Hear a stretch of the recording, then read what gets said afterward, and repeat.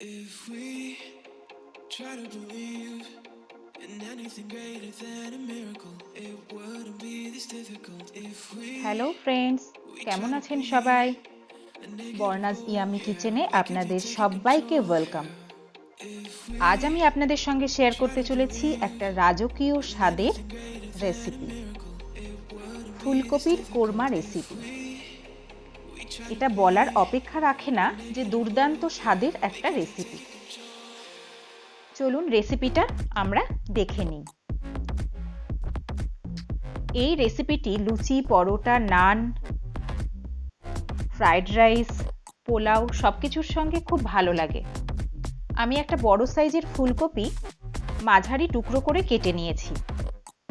একটা পাত্রে জল বসিয়েছি, দিয়ে দিয়েছি হাফ চা চামচ লবণ। জলটা ফুটে উঠেছে। এখন আমি গ্যাসের ফ্লেমটা অফ করে দিয়ে কেটে রাখা ফুলকপিটা এই জলে খানিকক্ষণ রেখে দেব। 5 মিনিট পর জলটা আমি ছেঁকে নেব। একটা প্যান বসিয়ে দিয়েছি, দিয়ে দিয়েছি 3 টেবিল চামচ সাদা তেল বা রিফাইন্ড অয়েল। দিয়ে দিলাম ভালো ফ্লেভারের জন্য 1 চামচ বাড়িতে তৈরি করা গাওয়া ঘি। একটা বড় সাইজের পেঁয়াজ কুচি করে নিয়েছি, এটাকে বেরেস্তা বানিয়ে নেব। মিডিয়াম ফ্লেমে ভালোভাবে নাড়াচাড়া করে বেরেস্তাটা বানিয়ে নিচ্ছি।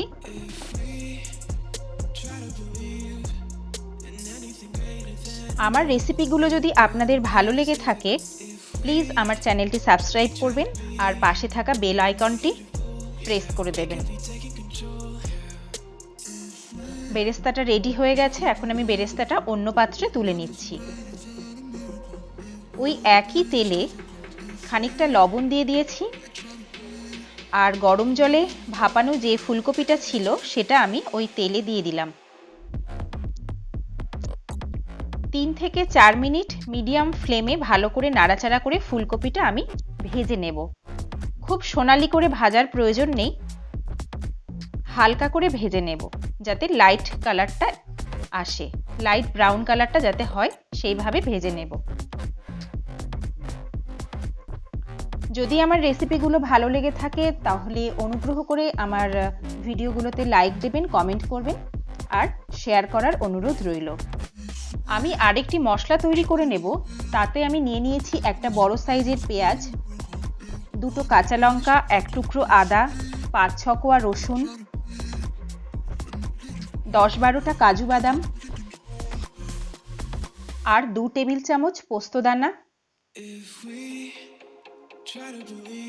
দিয়ে দিলাম খানিকটা জল। এখন আমি এটা মিক্সিতে পেস্ট করে নেব। মশলাটা পেস্ট করে নেওয়া হয়ে গেছে। ওই একই তেলে দিয়ে দিলাম আরও 1 টেবিল চামচ পরিমাণ ঘি। এবার কিছু গোটা গরম মশলা ফোড়ন দেব। 2টো ছোট এলাচ, একটা বড় এলাচ, কয়েকটা লবঙ্গ, কয়েকটা গোলমরিচ, 1 টুকরো দারচিনি আর 2টো তেজপাতা। 30 সেকেন্ড মতো গোটা গরম মশলাটা নাড়াচাড়া করে রেডি করে রাখা মশলার পেস্টটা এই তেলে ঢেলে দেব।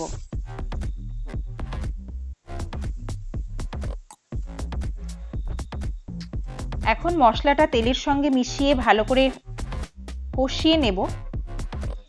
মিক্সিং কন্টেনারে এখনও আমার খানিকটা মশলা রয়ে গেছে, সেটা খানিকটা জল দিয়ে ধুয়ে আমি পাত্রে দিয়ে দিলাম। এবার খুব ভালোভাবে নাড়াচাড়া করে নিচ্ছি, মশলাটা কষিয়ে নিচ্ছি।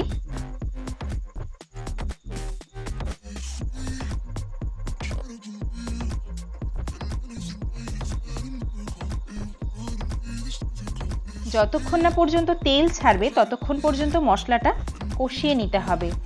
এখন ওই মশলাতে অ্যাড করলাম 1 চা চামচ ধনের গুঁড়ো, 1 চা চামচ জিরের গুঁড়ো, 1 চা চামচ কাশ্মীরি লঙ্কার গুঁড়ো। এবার মশলাগুলো ভালো করে মিশিয়ে নিয়ে মিডিয়াম আঁচে কষিয়ে নিতে হবে।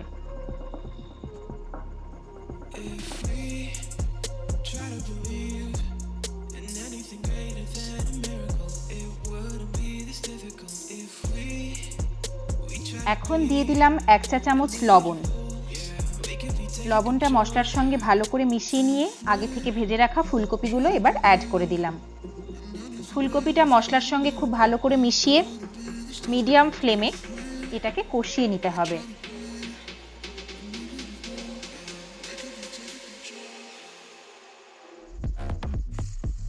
তেল বেরোনো শুরু হয়েছে। তেল যখন ভালোভাবে বেরোবে তখন মশলাটা কষা প্রায় হয়ে যাবে।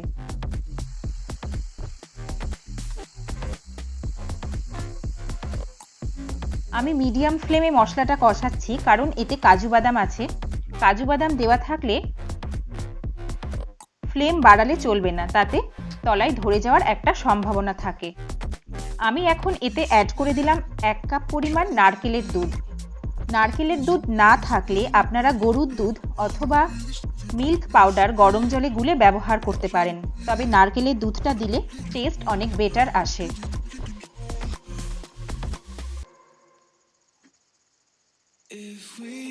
এবার আমি ঘরে পাতা টক দই 2 টেবিল চামচ খুব ভালো মতো ফেটিয়ে নিয়েছিলাম, সেটা অ্যাড করে দিলাম।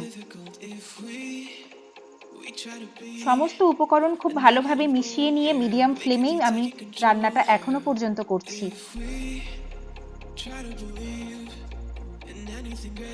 এবার স্বাদের একটা ব্যালেন্সের জন্য আমি দিয়ে দিলাম 1 টেবিল চামচ পরিমাণ চিনি আর হাফ চা চামচ পরিমাণ গরম মশলার গুঁড়ো, আর আগে থেকে ভেজে রাখা বেরেস্তাগুলো ওপরে ছড়িয়ে দিলাম।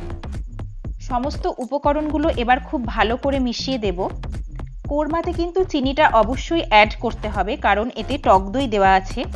তো কোরমাতে চিনিটা দিলে স্বাদের একটা ব্যালেন্স তৈরি হয়, টক মিষ্টির একটা সামঞ্জস্য বজায় থাকে। তাই আপনারা চেষ্টা করবেন চিনিটা অবশ্যই দেওয়ার, এক্ষেত্রে চিনিটা অ্যাভয়েড করা যাবে না। সমস্ত উপকরণ খুব ভালোভাবে মিশিয়ে আমি গ্যাসের ফ্লেম অফ করে দিয়ে ঢাকনা দিয়ে স্ট্যান্ডিং টাইমে রেখে দিয়েছিলাম 5 মিনিট পর্যন্ত। 5 মিনিট রাখার পর এখন আমি আপনাদেরকে দেখাচ্ছি।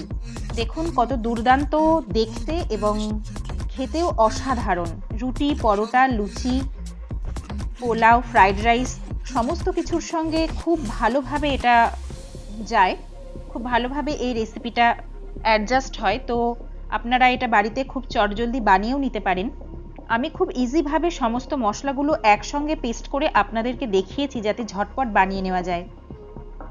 আমার রেসিপিটা যদি আপনাদের ভালো লেগে থাকে, আমার চ্যানেলটা সাবস্ক্রাইব করার অনুরোধ রইল। ভালো থাকবেন, সুস্থ থাকবেন। আজকে এখানেই শেষ করছি। নমস্কার।